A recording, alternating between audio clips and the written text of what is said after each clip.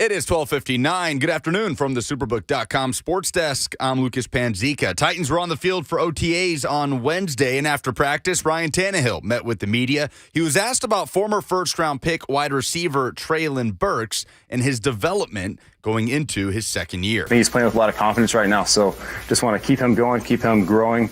He's doing a lot of really, really good things right now. I'm really happy with his growth and want to keep pushing forward.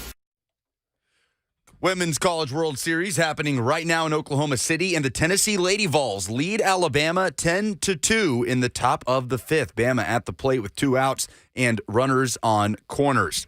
The Tennessee Titans will retire longtime punter Brett Kern today. A press conference starting right about now. He came to the Titans in 2009, remained here through the 2021 season, setting several franchise records. Kern did spend part of last season as a Philadelphia Eagle, but holds a presser today. For all your foundation repair and waterproofing needs, visit USSTN.com. Breaking news at once in your home for the Titans and Vols. This is 104.5 The Zone.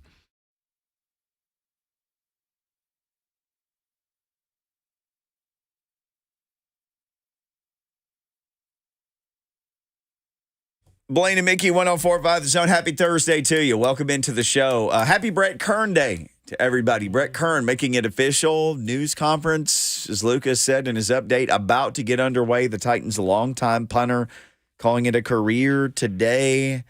And Blaine. Now he's a Titan legend. He's a legend. I mean, he has, if not all the records, most of the records as a punter, right? And it's going to be painful for me because I have to say that he is the best punter in Titans history over old Craig Hendricks. And that is a feat I thought nobody would pass. But all good things must come to an end.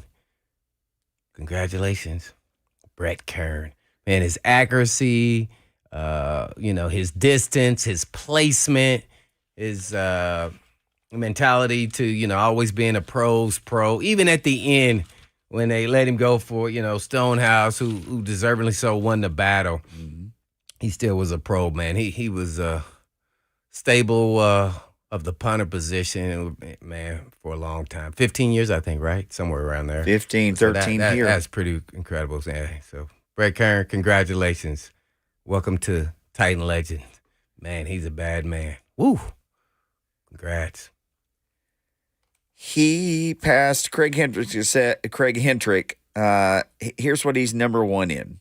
Okay. The team's all-time leader in punts and gross punting average and net punting average, punts placed inside the 20.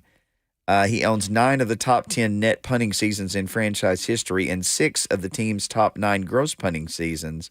He played 197 career games with the Titans. That's third in franchise history behind the one and only man you call the living legend, Bruce, who played 296. Yeah. 296. Yeah, you can't beat that. And Elvin Bethea, who played 210. His total is the most for any player during the Titans era. Yeah, Titans. And he played for Jeff Fisher and everybody since. What was your stat? That was incredible. He played for every coach that ever coached for the Titans. He played for every coach that ever coached the Titans. Only one, right? He has to be the only one. Yes. That's what Mickey said. That is amazing. That shows his longevity right there, man. It wasn't like they were switching coaches, 1 year at a time. Well, except for the Wizenheim. Boy. He was 1 year and a half. He even survived the Wizenhater's reign of terror down there, which is saying something. But I invented the hashtag, or somebody did. I don't. Everybody used it. I don't remember who used it first. Hashtag MVP and then Unter, most valuable punter. Because there was a few years where there wasn't a whole lot to cheer for here, and he was just out doing Brett Kern stuff. Oh, no. Let's keep it real now. He was the MVP of the team. Yeah. There was no, and that is super duper hard to do in the NFL. I've seen guys do it in college, and no, he was the best thing going they had on the team. So, yeah, that's pretty amazing. Yeah, it'll be interesting because, punters are always hard to see where they stack up as far as Hall of Fame criteria. But, man, I would say he has to be at the top of the list. His consistency, and then, placing a ball inside the 10 was, man, and at critical times, really changed games. Really appreciate his ability to change the game and, man, be a staple for a long time. Well, as we've talked about this, since there's been a Titans logo on the helmets here, essentially, other than a game or two because somebody was hurt, the only two punters the Titans have had are Craig Hendrick and Brett Kern. Because I started talking about this one day, you said, well, we had a different – Tennessee Oilers had a different punter. Oh, yeah, we had Roby. Reggie Roby. Reggie Roby. Yeah, when I first got on the team, they even had a guy called Rich Camarillo. Who you saw punt as a child. I was like, he was still is there. this guy that was on Arizona? It's the same guy. I was like, this is weird. Yeah, he punted when we were kids, and then you played with him because he had retired. I guess something happened. He came back. Yeah, well, right? because Greg Montgomery, yeah, who had a bomb of a leg, he got injured and then stopped playing. But from Michigan State, but yeah, so they called him back. Yeah, most punters that come with the Titans or Oilers organization, they usually stay a pretty long time. You know, at least get them 10 in with. If you're pretty good, if you're solid, yeah. Kern was every bit of solid and he was more than that. As good as he could be, man, for a long time. 3-time Pro Bowler for the team and was at one time All-Pro. I was shocked he didn't have more than one All-Pro because I thought he was the best punter for a stretch in the league. Yeah, that's always interesting when you're talking about All-Pro because then you're the best in the world. Yep. So to be in that conversation is pretty cool. I don't know. I'm not watching all the other punters, so then you can only go by stats. And we all know stats aren't everything about any position, let alone punter, because you could say, oh, well, he had the best, yardage or distance. But then was his hang time? Did he change games? That punter may have been actually better in critical situations than the guy with the long leg. So you got to be, really strategic in when you're watching those guys, and I'm not going to say he was the best or wasn't. I was watching him, and he was freaking one of the best for sure. So I'd be interested to see who beat him out there for that little window there for 2 or 3 years when he was at a clip and everything was really good. But, man, wow. And he almost got him one last year. You almost got him a ring. The Titans almost did him a favor by releasing him and then him sitting out and then getting picked up by the Eagles. Mickey firmly believes if Brett Kern was the punter in the Super Bowl, they would have won. I'll die on now, it. to explain yourself. Late in the game, they got burned because the punter, who had not punted in weeks, he was injured. Punted it right down the middle of the field. Gave up a big punt return. But it was also a short punt, wasn't it? It was very short and right down the middle. Wasn't it Sky Moore, who had been kind of silent? He right was. to him. Sets up. Mac player, Sky Moore, Western Michigan. And he's a good player. And he took his chance. Like, okay, I've been bumped down the rotation in the wide receiver, so here's what I'm doing. I'm going to help. I'm going to help with the punt return game. And he punted it right to him, and it was short and easy to catch. And that dude catches it, and the Chiefs wind up scoring, and the Eagles wind up losing.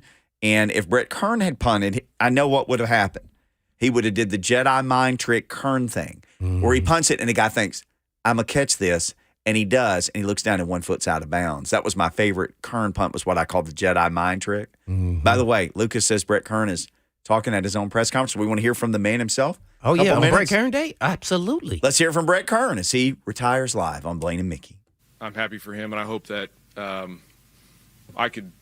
time that I was with him, I hope that I can give him what Craig gave to me. So without further ado, I've practiced this in front of a mirror, in front of a TV screen. I have it timed. Should be about 13 minutes, 48 seconds. If I go under, you're welcome. If I go over, Braves, you can't find me. So I'll just start with, first I want to thank everybody for coming. It's good to see a lot of old friends that I've had the privilege of getting to know over my 13 years here in this building. I also want to recognize the many individuals who can't be here today that have helped contribute to my family and I on this 15-year journey. For some, I've been blessed to spend a lot of time through conversations, sharing a meal, time on the practice field. The list could go on and on. Others, it might just be a friendly hello, goodbye, or a thank you for making the 4th down scramble for breakfast. Morgan, they still got that going? Still going. Good. Whatever it is, know that you've made an impact on my life and know that you've helped contribute to everything leading up to this day. The main reason why I wanted to have this time together today was to allow me to publicly thank those that have had a huge impact on my career. For timing purposes, I'm unable to list all the individuals that I'd like to, but please know, if your name is not mentioned, that I'm still extremely grateful for you. Awards and accolades are nice to have. Records are great, even though they are meant to be broken. But more importantly, my hope is that I made an impact on every person that I've met over the years in a positive way, knowing how important my family is to me and my faith. First, I want to thank God. Over the years, my wife, Tiffany, has sent a ton of Bible verses to me. The one that I've always gravitated to is Psalms 40, verse 4 through 5, and it says this: "Blessed is the one who trusts in the Lord, who does not look to the proud, to turn to those aside to false gods. Many, Lord my God, are the wonders you have done, the things you have planned for us. None can compare with you. None can compare to you. Where do I speak and tell of your deeds, that they would be too many to declare?" I believe that everything happens for a reason. Most of the time, I have no idea why, but I know God does. I put my trust in him, and he has guided me through the mountaintops of this league, and he's also guided me through the valleys of this league. Never did I think a day like today would happen, but I can't ignore his guidance and his fingerprints through this whole process, and for that, I'm extremely blessed and thankful. To my parents, I can't thank you enough for the love and support over the years. Thank you for allowing me to kick footballs over the house, and then to progress to kicking over the power lines in our front yard. Thank you for taking me to camps across the Northeast, which helped me get my name out. When at a time there was no such thing as Twitter, Instagram, all that stuff. There was no way to promote yourself. For understanding when I did not want to play soccer anymore and allowing me to try football. The unwavering support you have shown me has been a true gift, and thank you. I want to thank all the families and people that have diligently prayed for my family and I throughout my career. The Allens, the Locks, the Kellys, the Tassies, the Collins, Katie Cecil, and so many more. I greatly appreciate your prayers and your faithful support. I want to thank my agent, Gil Scott. Thank you for the many conversations over the years of talking me off the ledge of whether I was going to get cut or not. Thank you for getting me that deal that was done in a hotel room on a mirror over FaceTime. I can't thank you enough for representing my family, for myself, and for my whole career. Thank you to Anthony Champ Kelly. You were one of the only scouts that talked and interviewed me in between the Hula Bowl and the East-West Shrine game. You got to know me, and at a time when I was down and wondered if I could make it in the NFL, you encouraged me, you gave me hope, and that meant everything to me. Not only do I value you as a professional, but you were one of my most loyal friends. Thank you. To Coach Shanahan, Mike that is, not Kyle. Thank you for taking a chance on a skinny, I would like to say athletic looking, but probably not, undrafted, no combine invite punter out of the University of Toledo. Thank you for sticking with me through the growing pains of my rookie year and giving me a chance to fulfill my dream of playing in the NFL. I couldn't have asked for a better first coach in the league. Thank you to Lake Dawson for calling me on the golf course to tell me that I was a Titan. Despite being 2 under through 4, thinking I could break the course record, it was one of the best phone calls I could have ever gotten. Thank you to Mr. Bud Adams, Miss Amy, and the Titans organization group. I know in some organizations a player might never see the owner or the ownership group that much. Miss Amy, I'm thankful that you have taken the time to not only invest in the infrastructure here, but I'm also thankful for the time that you spend with the people in the building as well. Anytime we would cross paths, it always came with a smile, encouraging words, and how was your family doing? Thank you to Mike Reinfeld, Rustin Webster, John Robinson. Each one of you had the belief and trust in me to represent this organization, the city, and the fans. With the confidence you had in me, it allowed me to grow as a player and a person while I was here. Over that time, I felt like I became the best I could be. I owe that in part to your encouragement and your faith in me. To Coach Fisher, Coach Munchak, Coach Wisenhunt, Coach Malarkey, Coach Vrabel, thank you. Good to see you, Buck. Thank you for believing in me and trusting in me to hopefully be what you thought was a weapon every Sunday, Monday, Thursday, and a rare Saturday. Each one of you had very high expectations and standards for me that pushed me to become the best I could be. Braves, Braves thought and probably still thinks that every one of my punts should go out at the 5-yard line and never hit a touchback. I knew that was impossible, yet I still feel like I could do it because he had the confidence in me to do it. Thank you for sticking with me through the highs and the lows of every season and allowing me to be your punter. Thank you to Coach Lowry, who took a just cut, nervous wreck, mental basket case punter, and through some time instilled the confidence in me to become a consistent directional punter. You told me if I want to play a long time in this league, that I need to punt it here, here, and definitely not here. You told me to find a type of punt that I could use at all times to be consistent and a weapon. Mike, what'd you call that punt? What's the punt? The knuckleball? Yeah. Thank you to Nate Katzer, who took what Coach Lowry instilled and fine-tuned it. The box that you set up with cones 10 yards apart on the sidelines and at the bottom of the numbers seemed crazy to me at the time. This drill resulted in me trying to hit a 45 to 55-yard punt outside the numbers with bonus points for a ball going out of bounds. Yet, I still don't understand the whole point system. Bo's laughing, you get it. All that to say, you challenged me to go 9 out of 10 or 10 out of 10, and being challenged like that took me to the next level. Thank you to Steve Hoffman for allowing me to take a break from the Nate Katzer box drill. You helped me tremendously by giving me the confidence to just go hit my best punt. You never had a stopwatch.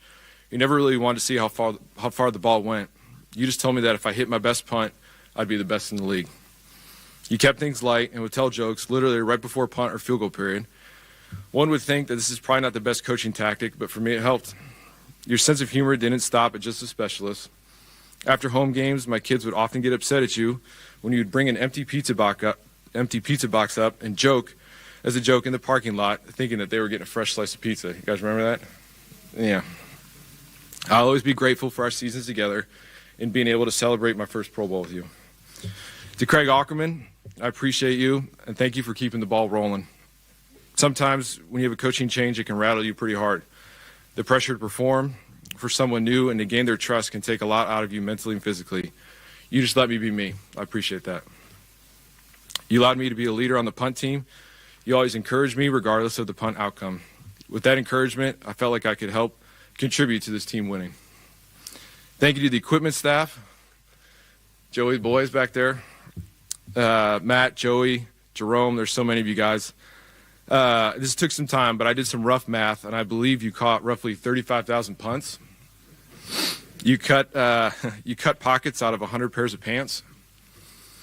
Joey, you helped find a very particular kicking sock and a long sleeve shirt. I'm glad you're done with that task now.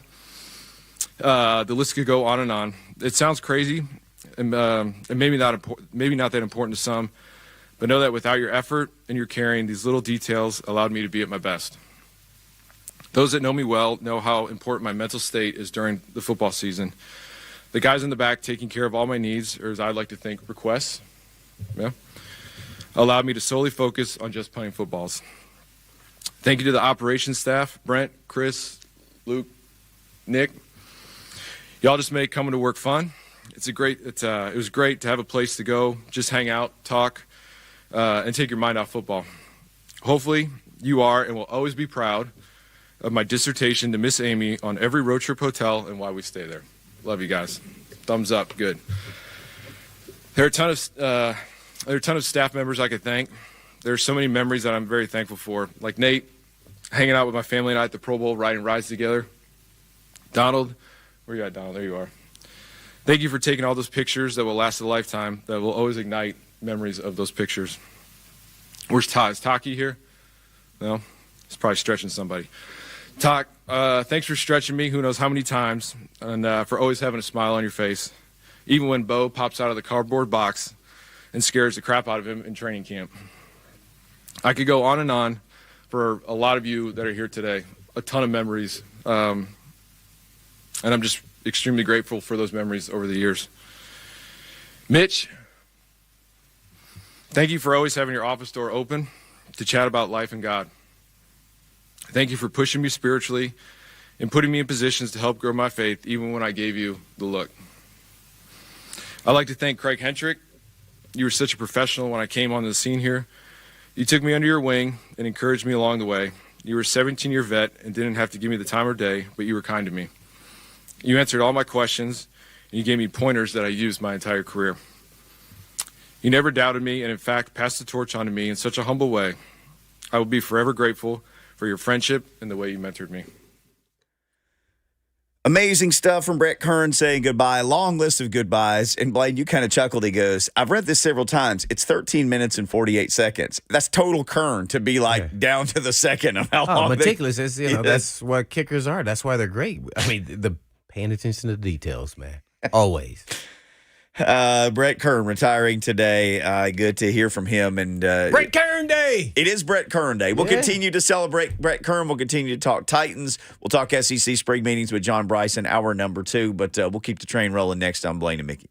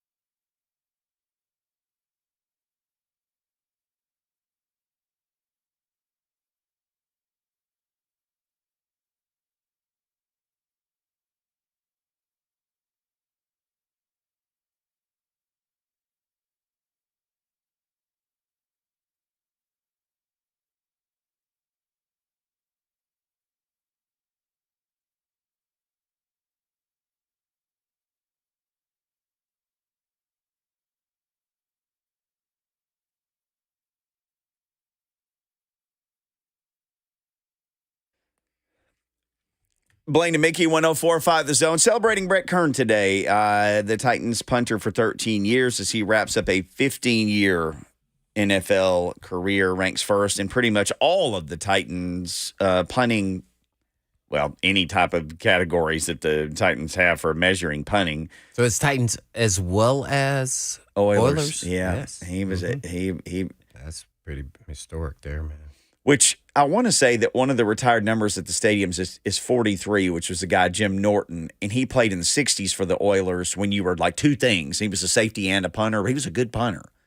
So I think he was one of the first. Well, the Oilers didn't start until 60, so he was like the first punter. And like you said, they seem to stumble on punters and keep them for a long time. It's Rich Camarillo in the 80s all the way into the 90s, or this guy Jim Norton, or Craig, the great Craig Hendrick, or the great Brett Kern, or whomever it was, to the point that Tyler said, geez, guys, I wish they could find receivers. This is in the F&M Bank chat. He said, I wish they scouted receivers like they do punters. Well, everybody has a weak spot. Oh, man. Hey, guess what? New England saying the same thing. And we're talking about the best in the world. The goat of the goats can't find and develop receivers. They didn't do anything with Jonnu when he was there. Couldn't do anything with Jonnu. Everybody wanted to keep him here. Yeah, no longer there. He's with the Falcons now. Where'd he go? I believe he is with the Atlanta Tennessee Falcons. First, and then went to New England. Yes. Okay. But now with the Atlanta Tennessee Falcons.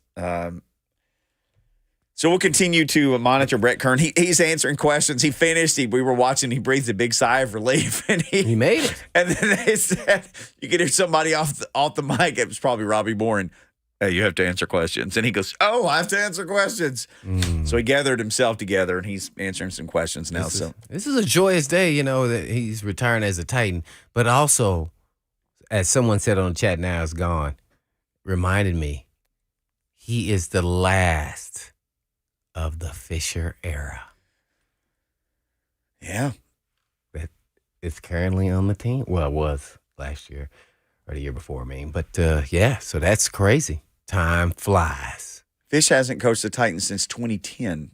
And here was Brett Kern until last year. Still repping, still flying the old Fisher flag out there. Who is next to last? Other than Kern, who is the last remnant of the Fisher era? I don't think there is any. You'd have to go to... Right, but I'm saying... Oh, who was last before him? Before Kern. Yeah, because Kern was the last one, but who was the last one to leave the team and make it to where Kern was the only one left? I don't know. You better get on your chat GPT, man, real quick and get that answer. Or to Google. All right, let's see. 2010 Titans. Keith Bullock.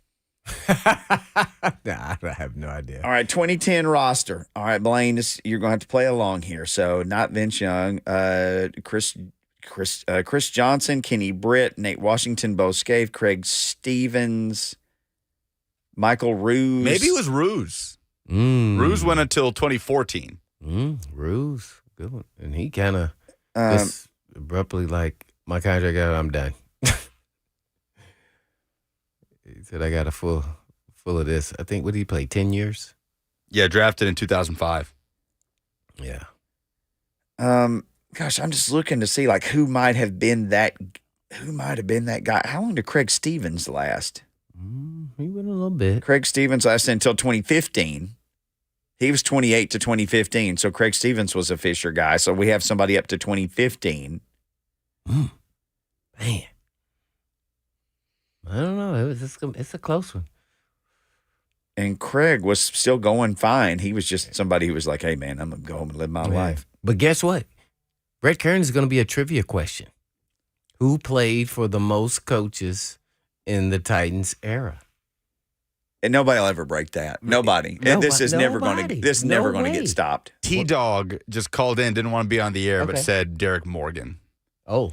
Who barely got in. He was drafted first-round pick in 2010, and then in 2018 ended his career. Has to be Derek Morgan. That's a good one, T-Dog. Wow, that is. Oh, how would I forget Morg? Oh, man. Well, Morgan did something, too, that, like, cats don't do, where he was brought into playing one system, and he played well in it, and then we switched systems, and then that dude played well in that system. He lost weight, and he did well. He played for Vrabel, too. Yeah, he did. He had a hurt shoulder. He didn't play a lot, but he was still on the team. Yeah, I remember that. So Morgan and Kern may have been the only two that played for all the coaches, and Kern would be the one who was standing last. So Morgan played 2010 to 2018. Yeah, he retired in 19. Because Vrabel got here in, 2017, right? No, it wasn't Vrabel's first year was the 18 season. Yes, so he played for Vrabel in 2018. So Derek Morgan, I guess, and Brett Kern are the trivia question answers for who played for all the Titans and his coaches. first year was 2010? 2010. And Fisher was still the coach. Yep. In 2010, that was the last year the Titans went 6-10. That was it for Jeff Fisher. Man. Oh, we would have left the Morg off. Sorry about that, Morg. Morg's a good dude. I sat and watched Morgan eat eggplant every day at lunch when they all broke into vegan eating. And his wife was the one who, as my son would have said, maked all that stuff. Oh, yeah. I used to pick up my lunch, too, from her. How long did you last as all vegan? A season. I'm going to give it a total of a season. A lot of eggplant? No, she had a variety of things. That's what I loved. So I didn't feel like it was, like it was the same old stuff over and over again. Vast array of dishes that she would make herself personally. So it was pretty cool. What I finally would go to their broke house you? and pick it up. What broke you? Like just a big just juicy got steak The or something? relapse? What was the Yeah. relapse? Just naturally, always the relapse and just like, I think I like more to say I'm eating vegan than I really want to be a vegan. Did you feel better? No, I did. No, Okay. I did. There was no way around it. I did. I saw all the benefits. That's why I kept going with it, really. Just, clarity and just, you feel, wasn't having my, oh man, I'm starting to get sleepy. Right? Like when I get home. Yeah, that went away, like out of nowhere. Like to get home in the middle of the afternoon and sleepy thing. Yeah. You kicked that with eggplants and mushrooms and whatever carrots. she was feeding us and cooking us. Yeah, Dang. it did. It was like, whoa, I had energy. I had energy. Like I was, up at 6 and never died. What did you miss, though? Was there something that you felt like you couldn't lift as many weights or something because you were missing out on protein? Because I was beating it out with endurance. But I wasn't working out. Those guys were working out like that. I wasn't working out like that. So all I wanted to do was go work out and look like I was lifting those heavy weights. I was no longer in the business of lifting heavy weights. And I'm not. That's not how I'm surviving today, lifting heavy weights. Guess what heavy weight is? My body weight. That's heavy weight. See how many push-ups I can do. I bet I can beat Lucas. How many push-ups can you do, Lucas? Right now, if we just said drop and just go hard. Give us everything you got, Lucas. That's not what I was expecting to put my headset back onto. What do you think? What's your guess? I'd say 63. 63? Yeah. I'm going 48. 48? Yeah, 48 straight. I think I could get to 63. Oh, look, no. The way you answered that does not make me a He's believer. not selling it to you? I think I can get to six. right. Whoa. Let me finish right now. I think I can get to 63. That means you have never done 63. I can say with confidence I could get to 60. I could get to 60, and I think I could push myself up to 63. I don't know. You may have me beat in one setting. 63, man. That's pretty up there, man. I don't know. Not a lot of weight I'm pushing around. Yeah. Well, I'm not. I don't know. I think you may weigh more than me now. I don't know. Tyler says, your hair is really heavy, so I don't know. Tyler said, lovely locks. Tyler's weighing in on what broke Blaine from being vegan. We need to get this trending in the chat here. What broke Sweets. Blaine's veganism? He said Blaine was out to eat, and that waiter carried a fat, juicy steak next to the table, and that was it. I was like, oh, I miss meat.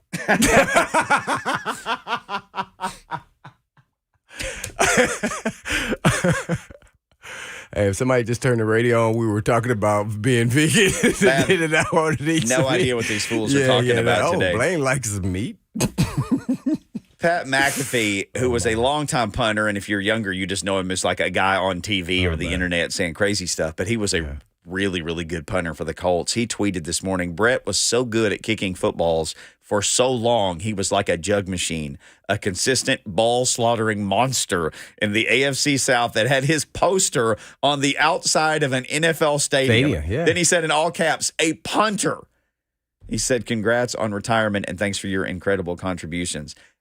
That is, I had other reporters from other teams say, I cannot believe you guys put the punter on the outside of the stadium. And I said, Really? yes. I said, you have no idea how important this guy is to what they do over here. If you don't believe that, he is. I don't like people saying that. I mean, that's just like degrading, really. You know, he's an accomplished, really good player in his position. I mean, watch this. Craig Hendricks was the Titans' unveiling of the jerseys. Sure was. Not only one time, but 2 times, which I was a part of too. So turning it over to so they say that punters and kickers can't be a part of that. The teams that are really good really appreciate their kickers and punters. There's just no way around it because they know how hard it is to win games, and those guys literally are at a huge part of winning and losing just as much as any other player getting beat on the last touchdown or dropping a touchdown pass. So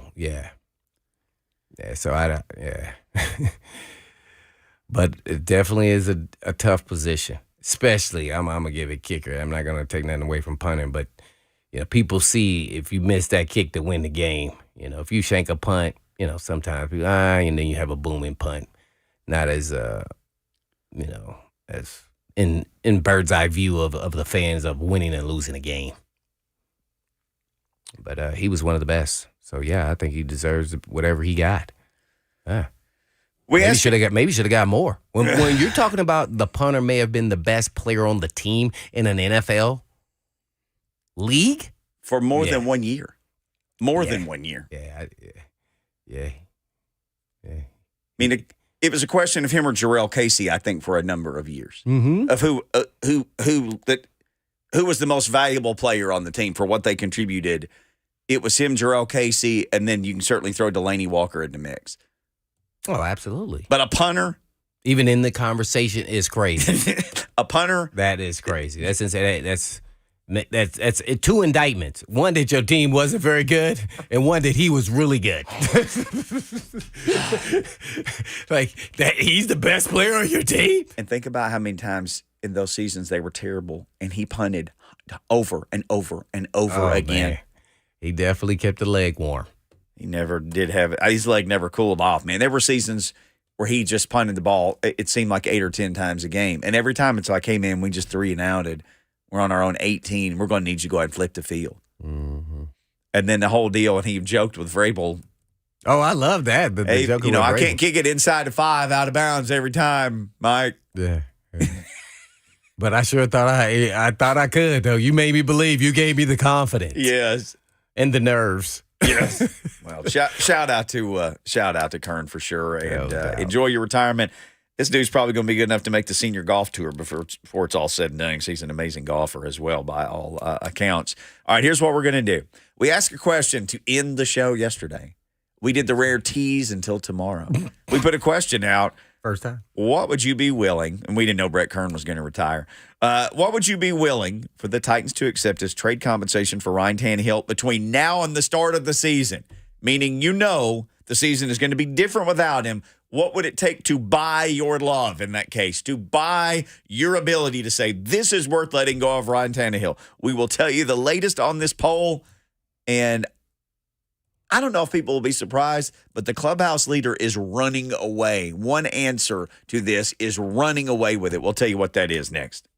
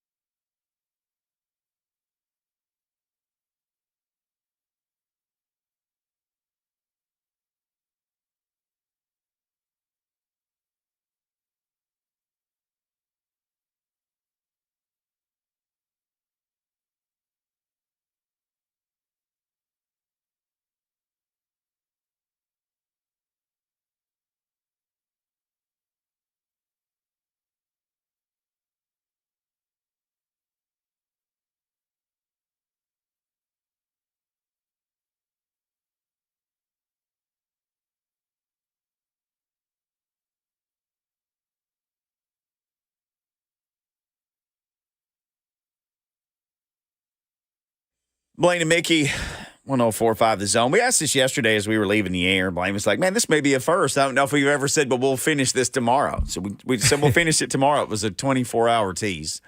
Then Brett Kern retired, and so it wound up being about 25 hours. But congratulations again to Brett Kern on Brett Kern Day. And for retiring, seeing a lot of great pictures that people are taking down at St. Thomas Sports Park, and Ryan Suckup is there, and Bo Brinkley is there, and cool to see a lot of familiar faces. Ryan Tannehill is a familiar face for many of you because he's been quarterbacking around here for a few years now, and it's been a whole lot of speculation just for, I don't know, the entire offseason because as our own 10-year vet, the Hitman, has pointed out, it's not often a starting quarterback goes into his final season on an expiring contract. Especially a guy with a nice track record like Tannehill with postseason berths and who has played as well as he has for this franchise. Well, he did. This is it. It's the summer before his last season of being under contract. And so it's become quite a topic, especially among national sports writers of places he might go, whether it's now the Raiders or if it would be Atlanta to the Atlanta Tennessee Falcons with our man Arthur Smith down there. So just knowing that possibility could happen, we finally just said, okay, let's ask people. Like, because if you go to a rookie quarterback, you are saying it's in almost every national thing where they write about the Titans. And you brought up the one from ESPN who said they had the worst offseason of anybody in the 30 seconds. I can believe it. And one of the things the guy said was, are they rebuilding or are they not? Feels like they're kind of trying to dip their toe in both waters. And they are. I think they do an exceptional job with it. They are. And those guys still got something in the tank. I believe all three of them do. That's Byard, King, Tannehill. Of course, the big three. I agree with you 100%. So we said, okay, knowing what that's going to do, to lose a quarterback who gives you a chance every time he plays to not only win the game, but over the course of a season to compete to win the AFC South, he does. Whether you like him or not, he does. History shows it. You can win the South with Tannehill playing quarterback. Well, not only that, his passing percentages. The only question with Tannehill was, could he win the big game in the big moment in the playoffs? The postseason, yeah. And that never came to fruition. He couldn't get it done. Yep. I wanted to see him get one more shot, and that was last year. Yeah. And then everything went to kaput. So what would it take for you to go kaput? Alabama went kaput today against the Vols in softball. Lady Vols, Lucas said it's their all-time record for runs scored in a postseason game, right? 10. They won 10 in a Women's College World Series. Yes. Yeah, well, yes.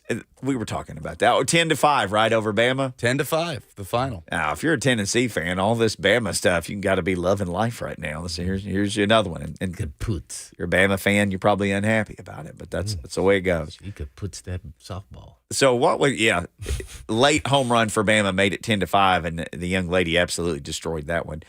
All right, well, it was a simple question on Blaine and Mickey. The topic's still open. You can follow us at Blaine and Mickey on Twitter or Instagram. Same spot, both places, same name, at Blaine and Mickey. What would you be willing for the Titans to accept as trade compensation for Ryan Tannehill between now and the start of the season? Just kind of wanted to play it that way because that way you've kind of cast in stone what your season is. You're either going in with a veteran quarterback or it's going to be we have to come up with a combination of Levis and Malik Willis. Will Levis. Because it's Willis and Levis. Will Levis. So the combination of Will Levis or Tannehill, and then it's going to be Tannehill and Levis and whatever they do with Malik. Although I do have a theory about that I'll get to one day. The 3-quarterback theory. But Lucas is going to start barking at us. Here's the way you responded to this. And we made it simple. A second-round pick, would you take that? A third-round pick? Would you take a combination of picks? Or would you take nothing because you don't want to trade him? We'll start from the combination of picks. That was 14%. And we're not saying 1 and 2. It's nothing like that. It would be like a 3 and a 5. 14% said, yeah, I'd take a combination of picks. If you look, they don't have hardly any picks for next year. Right. So you'd be like, that's 2 picks, man. I'd be down with that. I would say you can only put so many characters, but like a combination of 5s or less, 3 and a 5, whatever. 14% said, I'd take a combination. 10% said they'd take a third-round pick. 20% said a second-round pick. 56% said, I would take nothing. Don't trade him. 56%. Timing's everything. Yep. Because everybody talked about it, and we did too, because you were at the practice, how they did not have good practice yesterday. And that means the backups. So you think everybody's like, oh, I read Buck's tweet. It wasn't a good day for Levis. It put me down for nothing. Don't trade him. Yeah. And what I could say is, imagine this. The first day you got your job, your new job, were you as good as you were 5 months in? Just think how much better you got over those 5 months. I know the first time I started doing radio, I was nowhere where I am today, let alone after 5 months in. So this is the maturation process, and that's when you'll decide if that opportunity presents itself, do you make the call on that? Because without having picks next year, you got to be open-minded as a GM. Are we ready to roll with these young guys, and how far along have they come here at the end of training camp, which is your timeline here on what you're discussing here. So I think that's when the real discussion will happen. Right now, they're eons apart. But guess what? Tannehill's peaked. He's not going to get any better. Those youngsters, they will each and every single freaking day. And then once you get there, then you say, who can be the most consistent? So I think the verdict's still going to be out. Naturally, I'm pulling for Tannehill because, he gives you the better shot of winning. But if one of the other guys, competition brings success, and to me, all that's competition is going to open up the window whether they keep Tannehill or whoever becomes number 3, do they trade him? And we all know then that means Malik. They're not going to trade the second rounder they just acquired. So still can make the team better. So they can go in a lot of different directions here. If someone, like the Raiders, Tom Brady gets approved in ownership, I'm sure they'll delay it as long as possible because if he's not an owner, he can still play. Then that could open up a window for, hey, they may give you a phone call. Hey, we'll give you a third. We'll give you a third and a fifth. I think the Titans say, you know what? I think we're ready to go with one of these young guys. I think we're okay. And, they're not going to be Tannehill, but I think we can manage and, we can be conservative a little bit, but we got to let them fly a little bit too at the same time. So we're going to have to deal with their mistakes early on, but it's going to benefit us in the end. Our buddy Jordan Najani, we referenced this when he was on it, but we didn't give the stats. Been a couple of days ago, Jordan Najani tweeted out some Tannehill stats. Off the charts. That had people in their feelings. We're going to read those stats for you next as we celebrate Brett Kern on Brett Kern Day. But we'll talk Tannehill next. Blaine and Mickey. 4.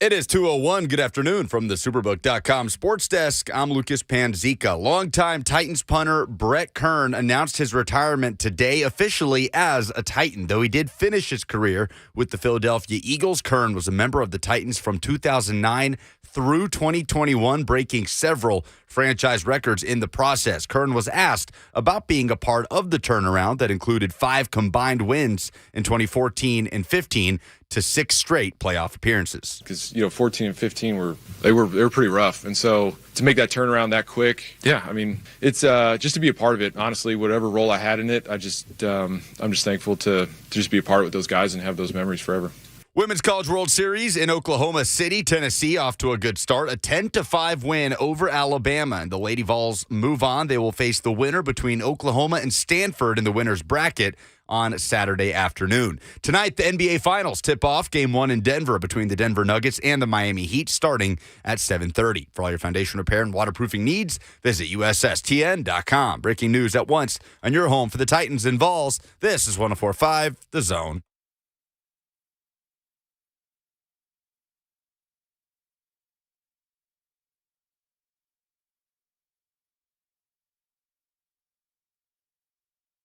Blaine and Mickey, 104.5 The Zone.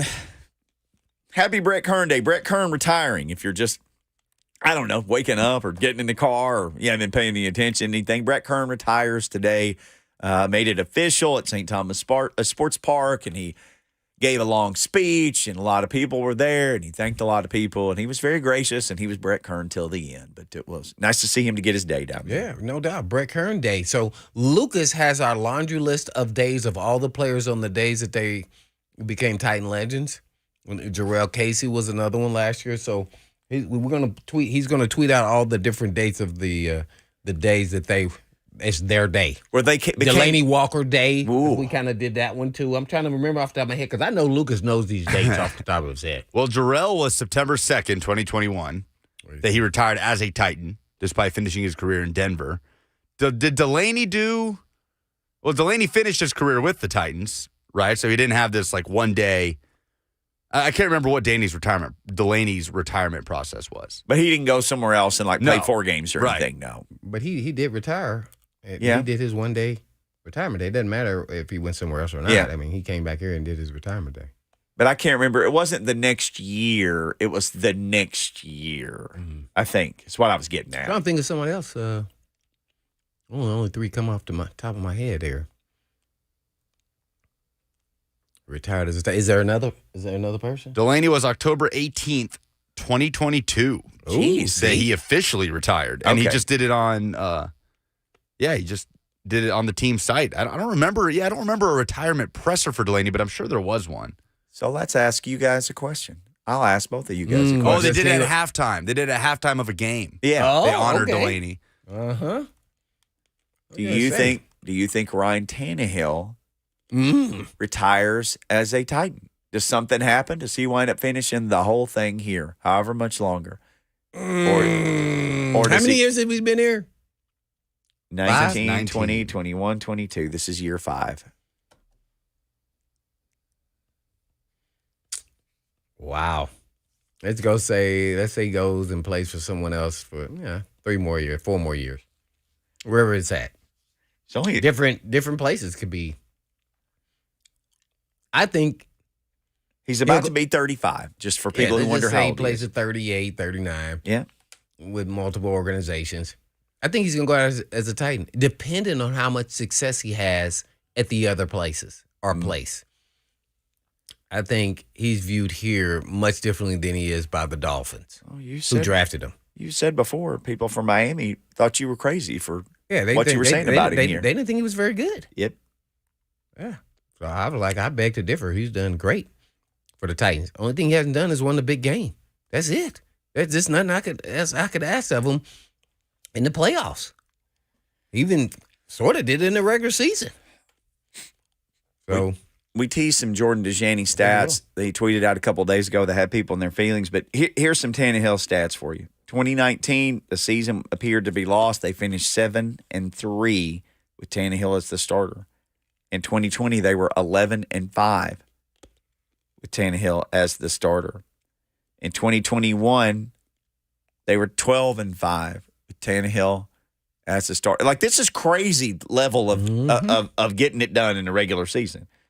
Then last year, they were 6-6 with him, and he got more and more beat up as the season went on. Yeah. But they were 6-6 with him last year. His record as the Titans quarterback in the regular season is 36-19. And before somebody says it or tweets us or calls us, he's 2-3 in the playoffs. I know that. Yeah.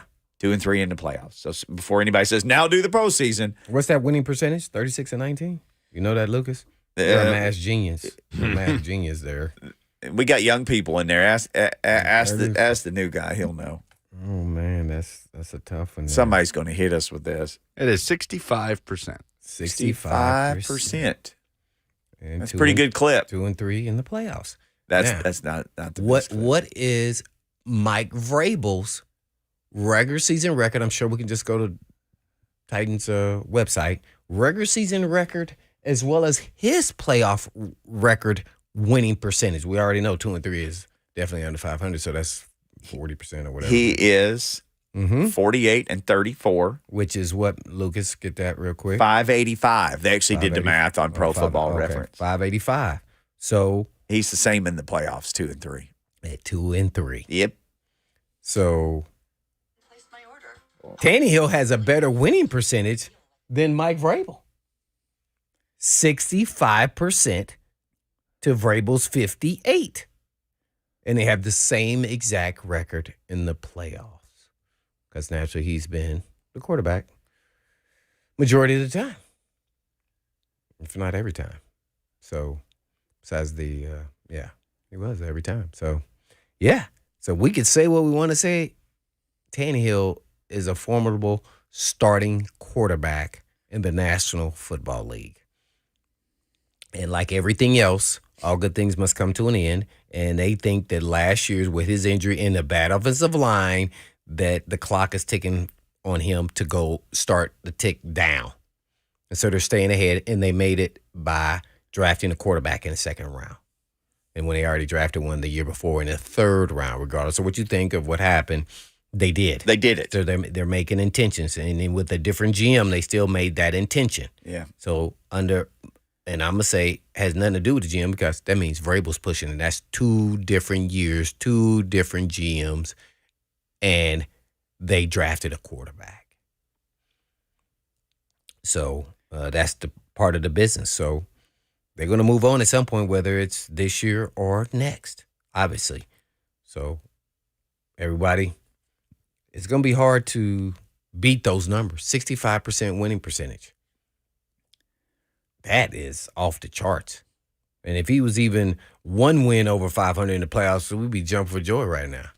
I'm just asking you this. Remember, Lucas, you're probably not old enough to remember this. They used to do these blind taste tests where they'd give everybody like a bite of Jif peanut butter and a bite of Peter Pan, and they would know which one was which. He said I do that all the time. Blind taste test, you They know. still make Peter Pan peanut butter? I don't know. When's the last time you saw a jar of Peter Pan? When was the last time you met a baby named Gary? I never thought about that, but I have not. Yeah. But I would bet they do. I would have to. I would ask you They guys have this. to. When was the last time you ever met a baby named Gary?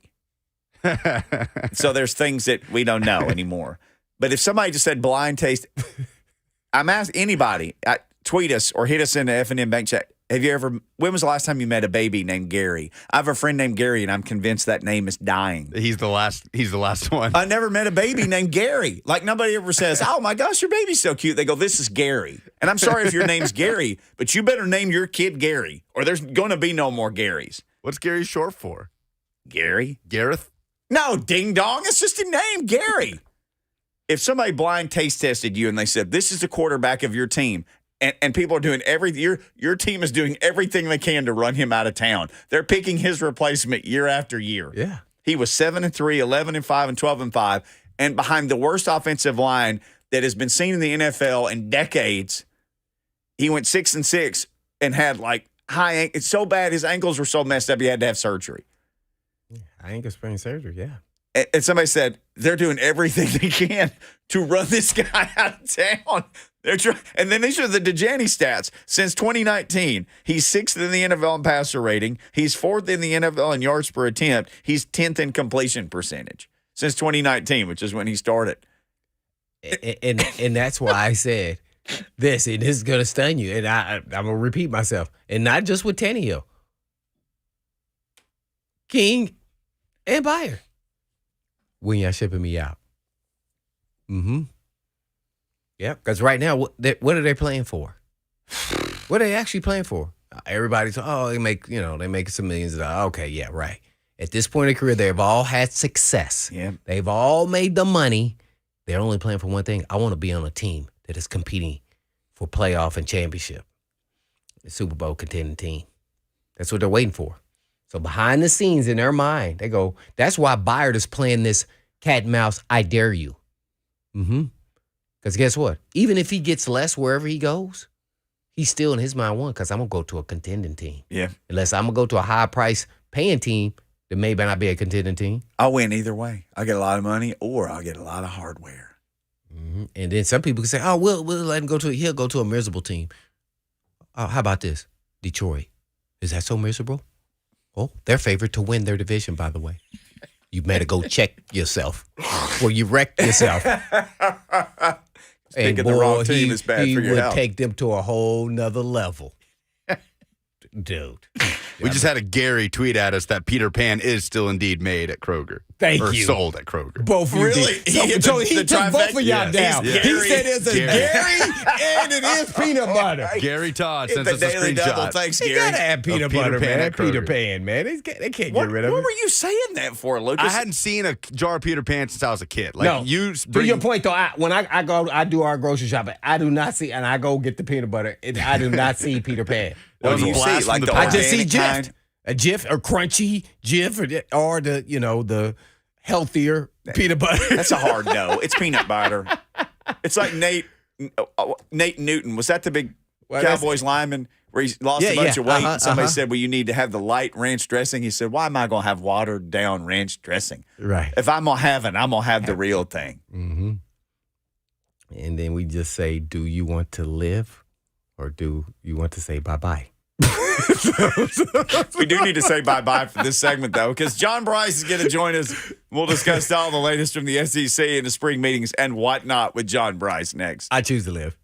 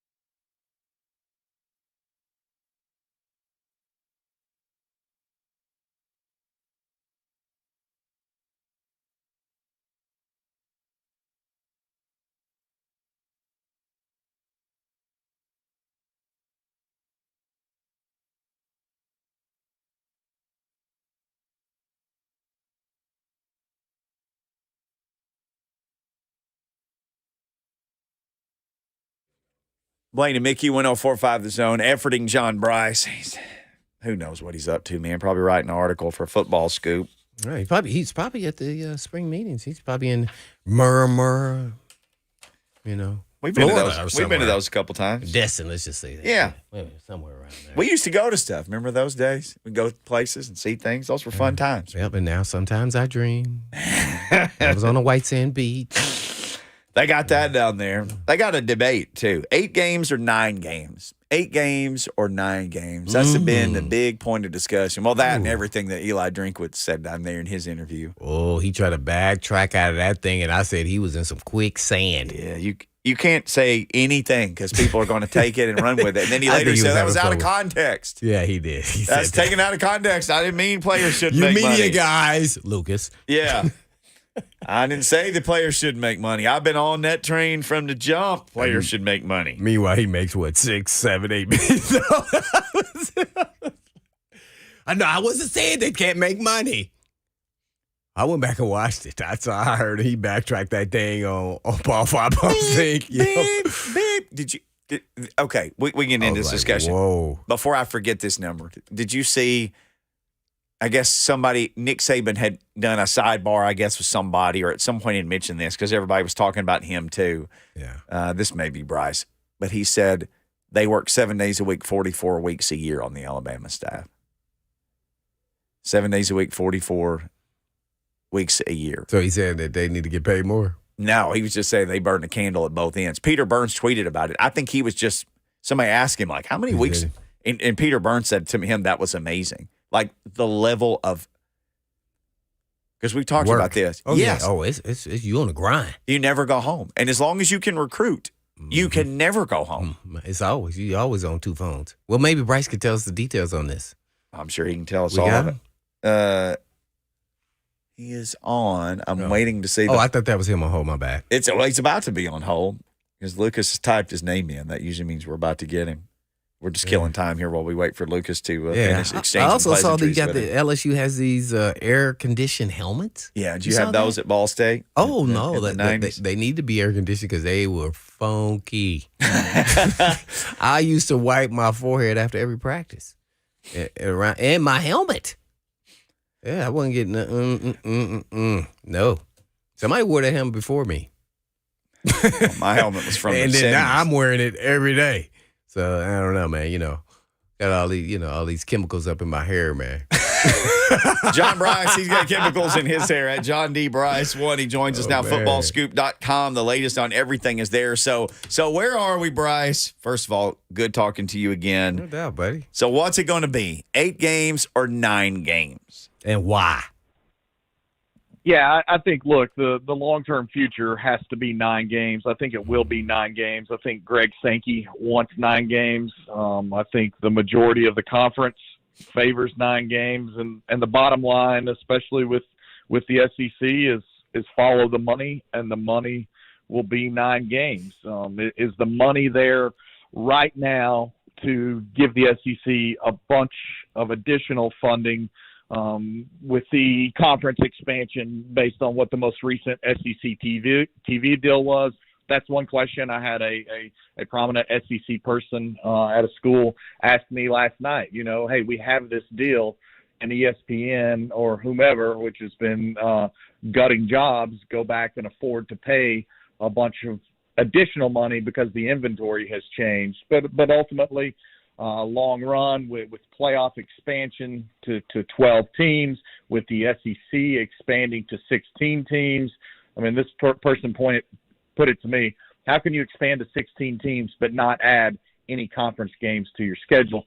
That makes no sense, especially when you already have so many other power leagues around the country that are playing 9 games. So I think they'll get to 9 games. Everyone I've talked to this week expects it to be 9 games. The real caveat is how quickly the 9-game schedule arrives.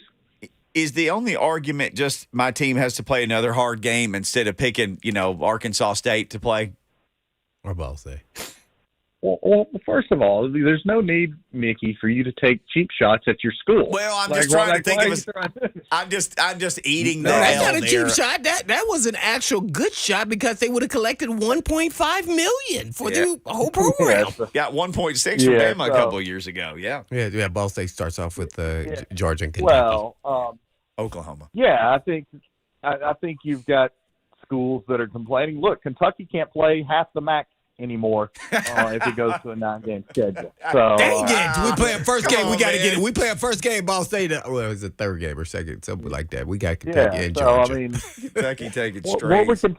what would Kentucky's schedule look like without Eastern Michigan and Miami of Ohio and Ball State and I don't know. Jacksonville State and whomever else? It would look freaking horrible. That's the deal, and Kentucky's going to lean on having its rivalry with Louisville. I mean, look, I think I visited with you guys in person at the time, maybe 8 years ago in Destin when Dave Hart was Tennessee's AD, and he said adamantly at the time, he faced it then, he said, look, we're having a crisis of quality competition. We're having a crisis of keeping fans in the stands. We have to go to better matchups.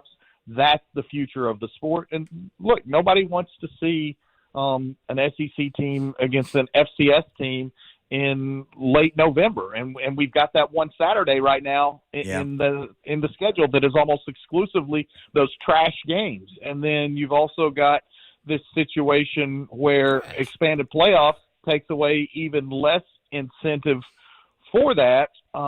And again, attendance is an issue at a lot of places. Yes, it surged last year at Tennessee because of that program's great resurgence under Josh Heupel in 2022. That was more of the aberration than the norm. And then point to the COVID season when the SEC couldn't have full stadiums, obviously, in 2020 because of the pandemic, but played a conference-only schedule and went down to the wire with much more compelling storylines, went down to the wire with much more entertaining games, and did some great television viewing numbers that season amidst the pandemic. So, look, the future has to be 9 games, especially in an expanded playoff scenario, and especially where we've seen these power leagues already playing 9 games for such a long time.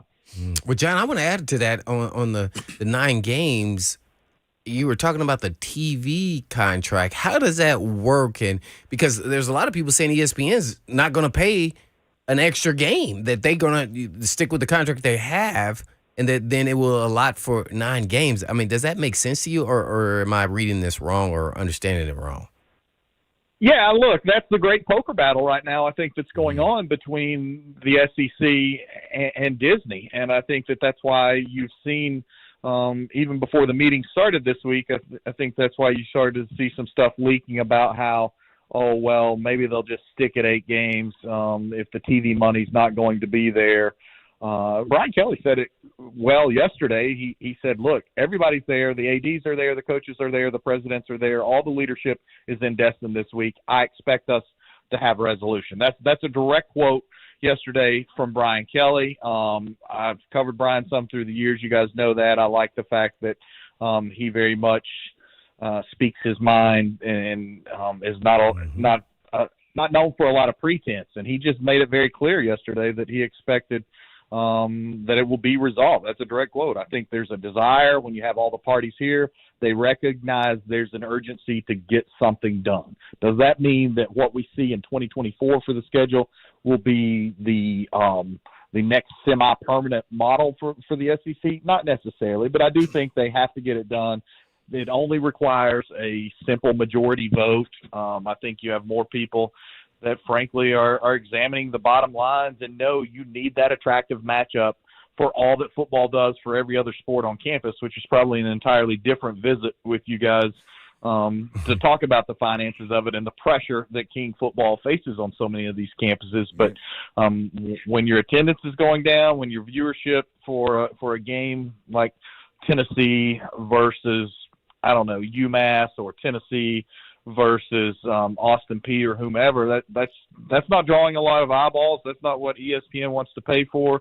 You've seen the Big Ten already have a 9-game model and have some record revenue distribution as a result of it. So I just think that that has to be the future, and it's a bit of a poker game or a Russian roulette right now between the SEC and ESPN.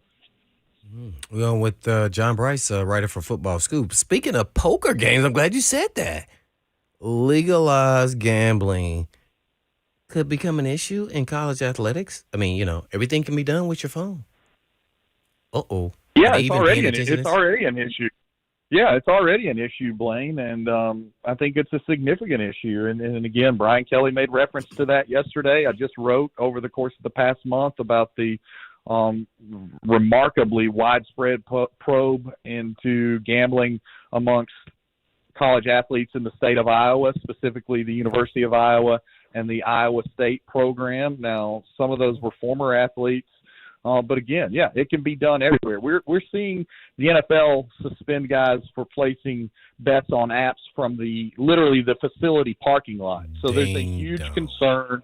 There's a huge concern about this, and that's why you've seen some schools and some leagues, coaches, whatever, already say they favor a formal injury report, so that there's not the desire for this nebulous potential tampering of illicit information or top secret information with having somebody on campus know that a star player is out, but the coach is full of gamesmanship. I mean, how much gamesmanship did we see last year with Tennessee and Cedric Tillman when Tillman had the tightrope injury, and we kept reporting for weeks at WBLR in Knoxville that he wasn't going to play, and he kept being a game-time decision week after week but never playing. And so I think, again, I get the gamesmanship side of it. I get that it's all strategy, but when you have these schools that are leaning into partnerships with gambling, then I do think there has to be some regulatory measures taken.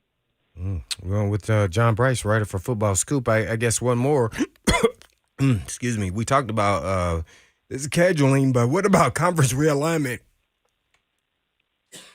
Yeah, that's a great question, Blaine. And it's always great to visit with you because I know my presence chokes you up. Yes. But, he's getting choked up waiting for Ball State to get that Pac-12 invite. Yeah, that's what it was, man. Yeah, no, look, it's not done. That's another major. Yeah. That's another major storyline that we're monitoring at Football Scoop this summer. We're actually already working on some content on that. I've talked with college football coaches around the country. I actually just did a bunch of visits last week with the coaching staffs at Utah State, University of Utah, and BYU for some upcoming features that we have. But in doing some of these visits over the course of the spring, that's a question we're asking coaches at all levels. Nobody thinks it's done. Nobody thinks that the ACC is safe as it is. Nobody thinks that remotely the Pac-12 is safe as it is. There's too much chatter around Washington and Oregon and the Big Ten to ignore it. There's just too much there, and it's too much from so many different non-connected corners. When we have these conversations with people around the sport or around collegiate athletics, and they're all hearing the same thing, but they're all in so many different areas, then I think that's very significant. There you have it. John Brice with Football Scoop. So, JB, I saw a great article on Football Scoop, and, I mean, we're right in the middle of the state of Tennessee. I think Vol fans would be excited to see you guys basically do the thing where you see who made the postseason and more things. And, when you start adding up for the University of Tennessee, pretty amazing school year this has been. Really a renaissance year for University of Tennessee athletics, University of Tennessee and the University of Texas, and we know which one is the original UT, really stood on their own this past year, and it's got a chance to be even better this weekend. You've obviously got the Lady Vols in the Women's College World Series with the chance to take home what would be that program's first ever title. And you've got Tony Vitello's baseball Vols with a chance to make another statement in the postseason of the NCAA baseball tournament. So Tennessee is not done with what has truly been an absolute renaissance year for volunteer athletics, and it's got a chance to add to it. And I think as good as Tennessee and Texas have been, we've got to monitor how this weekend goes in college baseball. Then I think you could be looking at only Tennessee and Maryland in an even rarer group of company this weekend. If both those teams post wins in the NCAA baseball tournament, I think you will have both the University of Tennessee and the University of Maryland as the only major college football programs to win a bowl, win an NCAA men's and women's tournament game, and then also win in baseball and a couple of other postseason sports. So really, the University of Tennessee has few peers nationwide in terms of comprehensive excellence over the 2022-23 competition year. Well, a lot of those young people made some NIL money. Are we getting closer to, I know Nick Saban talked about this, unionization and just making football players employees? And what's the future with any type of NIL regulations? What's at least the next step in this evolution? Yeah, I just met with somebody today actually to discuss the future of NIL, and this is an individual who works with more than 80 schools around college football. I do think that there are more and more schools that want to get away from the collective model and want to bring some of that in-house. I know that coaches and personnel directors would like to see more of that moved in-house so that there's a little bit more control over it, so that there's clearer communication, so that you don't have a third party deciding who needs to be paid, quote, NIL money to get them to come to a certain school. I think the term that the gentleman used with me today was right now it's basically almost legalized money laundering, pay-for-play recruiting. So I do think that you have people interested in seeing it. They don't want to restrict what people are able to make or anything like that. They just want some clarity about what is and is not acceptable behavior. I'll share this with you from two different people working in the SEC. I was told there's a SEC East program that will have a, quote, NIL salary this fall of around $10.5 million for its football roster. I was told point blank there's an SEC West program that will have an NIL salary pool this fall of between $10 and $12 million. So that's where we are. There are teams that are out there establishing salary structures. If you come in and you're a five-star recruit and you're going to play on the offensive line, you're going to start with a $175,000 salary and then go up from there. And if you're a skill position player or a quarterback, it's obviously even exponentially more than that. And another big thing is return on investment, which is something that we discussed today. Where is the ROI on some of these NIL investments? And right now, the consensus is a return on investment for NIL is the aberration, not the norm right now. You just can't see the tangible results of the money that's being spent on a case-by-case basis. It's rare. It's much rarer to see the true results of the NIL money lending fruits to the labor. Wowzers. John Brice just telling us what's going on here at John D. Brice 1 on Twitter, footballscoop.com.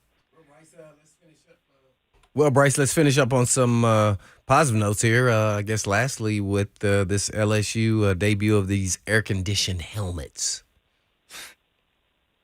Yeah, that's phenomenal. And that Tiger Air company is already getting those into the high school ranks as well. There's a program outside of Richmond, Virginia, that is going to be using those that I think is very significant. Did a little bit more research and writing about that yesterday and then talking with some more people today. Those helmets look like they have a 5-hour battery life. LSU will have them for all of fall camp and all of the upcoming 2023 season. I know that a lot of people believe this could be a revolutionary development in terms of preventing players from heat stroke, from overheating, from any number of these other elements. There you have it. Brice, fantastic stuff, man. For people who love college football, just go to John's Twitter at John D. Brice 1 and just start scrolling through, and every story is going to hook you in, and then go to footballscoop.com and read everything else that he and his crew are up to. Fantastic stuff, man. Good hearing from you. Hope you and your crew doing well. I hope you and your families have awesome summers. And if you will, let me real quickly plug, I'm getting ready to post it today, but in my visits with Utah, it's pretty interesting. The state of Utah is actually a bit of a college football hotbed, and that's what I'm going to kick my series off with a feature on that today that I think folks, even if you're just a fan of college football, whether you care about those teams or not, I think you'll find some of this stuff really interesting. Yes, sir. Can't wait to check it out. Fantastic stuff. We'll talk again soon, buddy. See you, boys. Yes, Appreciate sir. it. John Brice always brings it. That's why we love having him on. All right, when we come back, a Brett Kern highlight for you is called by Mike Keith in a very important playoff game where the old Kern man sealed up the game and ended essentially Tom Brady's time in New England. We'll hear the call next. Got it done again.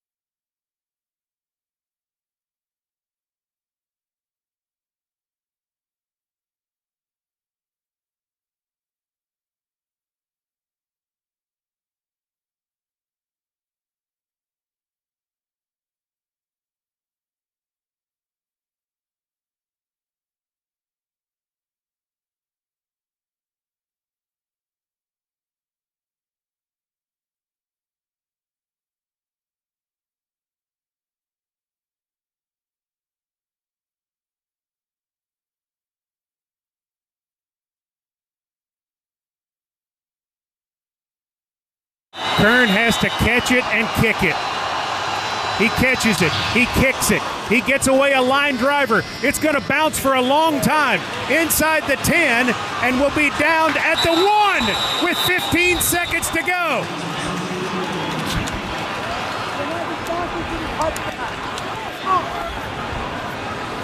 It was perfect. It was perfect.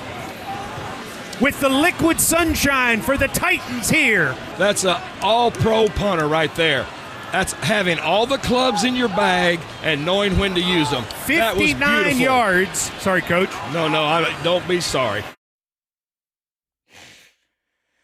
Brett Kern pretty much sealing the deal. So that was during the Titans' run all the way to the AFC Championship game in 2019. So that was versus New England, January 4th, 2020. There were 25 seconds left to go against the Patriots. It was 4th and 6 from the Titans' 41. Kern does, and like they said, in the NFL Films even tweeted out a version of it with like the national call, I guess, from the whomever was doing the game on TV. And they're like, they're sending everybody. They blocked 4 of these things this year. Kern just blocked it, smashed it right down the middle. Roll. All the way to the 1 yard line. All the way to that string. Logan Ryan interception on the next play. Game over. Oh, I know. He Brady talks about how he over. baited him in that throw because he said he got some tips from when they were, guess when? That's why I said I wouldn't be practicing when they practice against each other. Can't do it. Yeah. Wait, some players, it's hard for them to implement some of the tips that they're giving you. But Logan Ryan was definitely a smart player, no doubt. So Brett Kern was asked about that particular play today, and here's what the now retired Titans kicker said about it. Kern. Yeah, that was that's definitely a moment I'll never forget. You kind of have those moments along the way in your career of certain punts, field goals made, all that kind of stuff where you can celebrate. But that punt was that's pretty special. And then for the next play to be a pick and be done.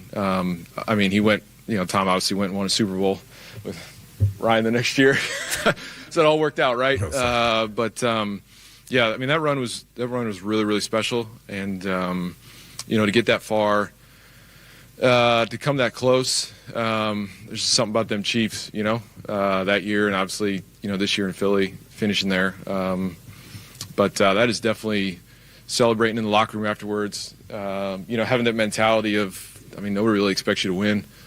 Or to go up to New England and win, and go to Baltimore and win. No offense, Morgan, but it was that was a really special run.